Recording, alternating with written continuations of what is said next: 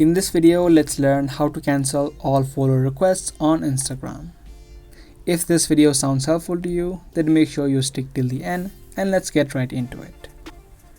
Now, whenever you send a follow request to a private account, there is no option within the app of Instagram to exactly know who you sent the follow request if you have forgotten their usernames. So in this case, what you can do is download the data of your Instagram.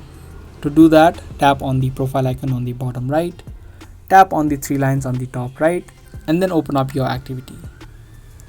From this page, you just scroll down and tap on download your information. Type in your email address, tap on request download, and lastly, you'll need to type in the password of your Instagram.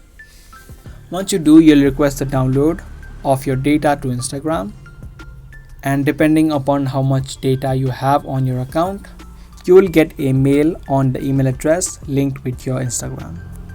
If you don't have much data, email will be immediately sent within a few minutes. The email will look like this, which will say your Instagram information.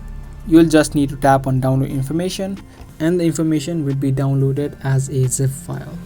Once you downloaded the information, you'll also have an option of extracting the files because the file is in a zip format.